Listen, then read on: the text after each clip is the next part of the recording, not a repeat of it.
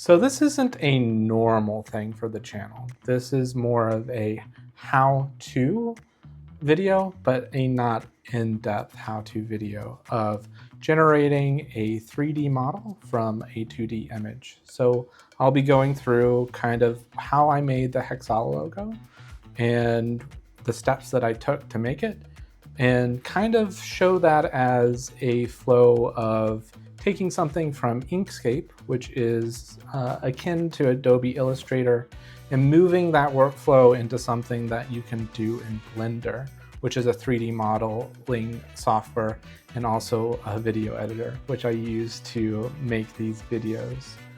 This is basically a show of that flow and workflow and overall, but not a in-depth, like I'll be doing things and not saying exactly what I'm doing. I'm not an expert in any of these things. I'm more of a hobbyist, and a lot of the stuff I learned through just going and watching other people's YouTube videos and reading up on how to do these things. So this is to show something that can be done and how you can go from not having anything to taking a picture to making that picture into an SVG, into turning that SVG into a 3D model that you can print, or as you'll see at the end of this video, actually render out into a video clip. So without further ado, let's get into it. All right, so let's get into Inkscape and open up a picture of myself. And we're going to be using this as kind of the base of what the image is going to be, or the outline. So it's a big image, so since we're making an SVG, size doesn't really matter all that much. What matters is kind of the proportions and where it is on the screen. So we're going to go over here to the Bezier tool. And what this does is allows you to make kind of curved lines. So every time I'm clicking, I'm making a line, and then I can click and drag to make a curve. So I'm trying my best to follow the outline of my face. It doesn't have to necessarily be perfect on this path, as we'll see in a little bit. But here we are, trying to get around the nose. And sometimes you have to make little curves.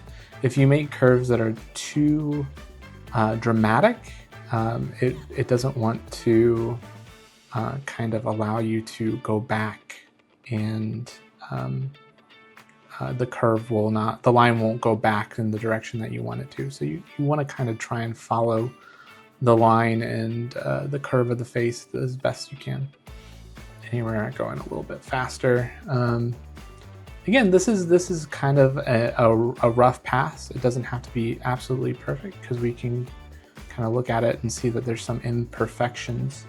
So we can go over here to the path tools, and that will allow us to edit kind of the nodes that were created to when we were making the things, making the outline. So here I'm changing the types of the nodes. And don't quote me on the names of these things, because I just know that that curvy one sometimes leads to a more curvy output.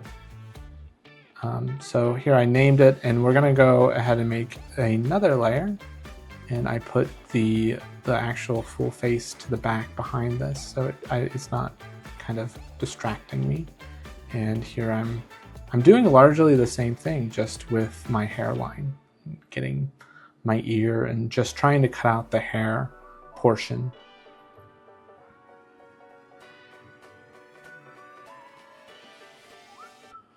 There it is.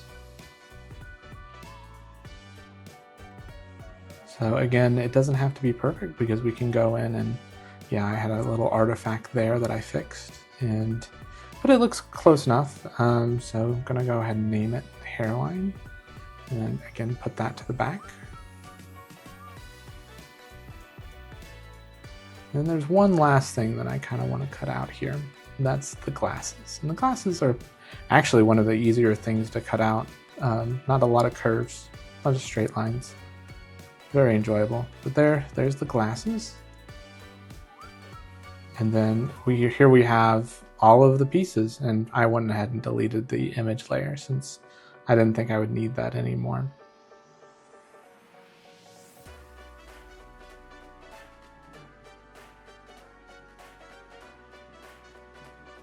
So we have all of the layers, and really, like at this point, we have a good place to kind of manipulate the layers and maybe make them look a little bit different if we want.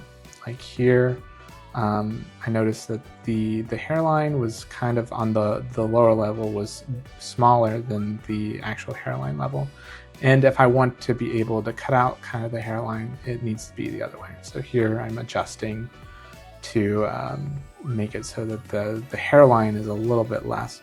I could have actually done this when I was making it and just cropped a little bit, but here is fine as well.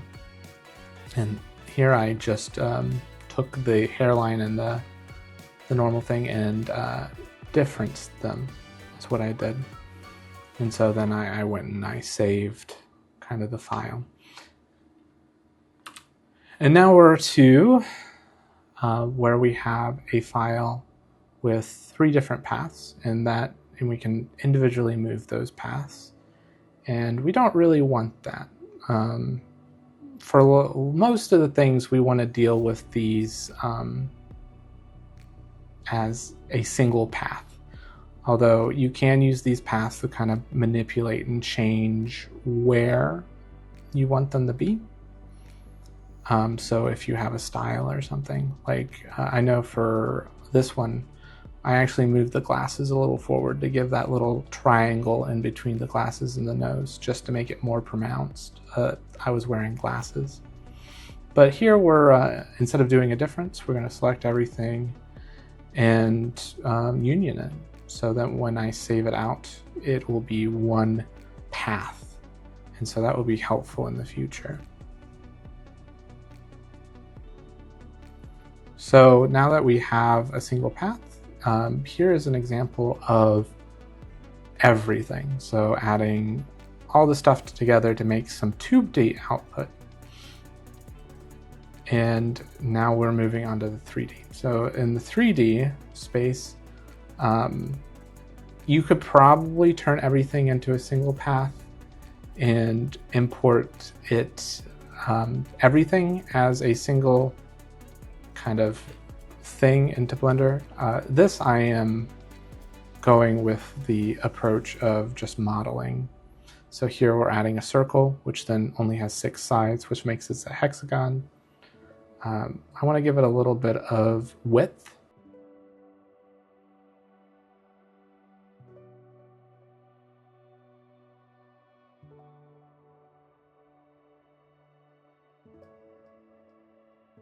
Basically extruding on the side, and then I made it invisible so that I can go over to the import and import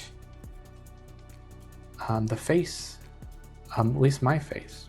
And I made it invisible just because it made it a little easier to see when the SVG comes in. So the SVG imports when it's as curves, which is different from like actually having a physical mesh object.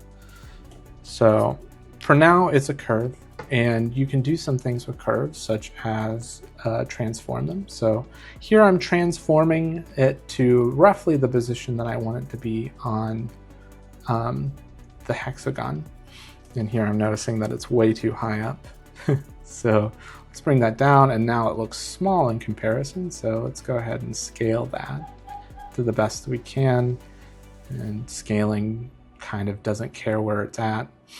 So let's move it back to kind of an area that we want it to be. And that looks good. So also with curves, you're able to add a ender geometry you're able to extrude the face. So that basically means that it gives this little bit of depth. And I'm kind of playing around and seeing what looks good. If you make it an outline too thick, it kind of, in my opinion, looks dumb. But here, this looks okay. Like, not at this angle, it doesn't. But straight on, it'll look like it's a 3D model. So that was me trying to get it to a position on the Z-axis that made sense. And now we're doing the other assets that were made to kind of make the thing. And adding the sword and scaling it, moving it into position, giving it an extrude value. And it's starting to look pretty, 3D and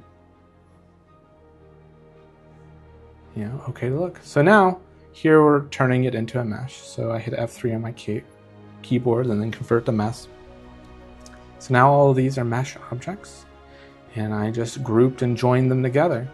So now it's one singular object that you can manipulate, which I wouldn't recommend doing until you have given them materials, because I had to undo this to get the render out correctly with different materials. But if you just want to print a 3D object, you might have to work with scaling a little bit, but this should print just fine. And then it outputs with a little bit of materials and things like that. You get this. You get a nicely rendered out 3D model that you can use and put in videos and assets. So yeah, thanks for watching.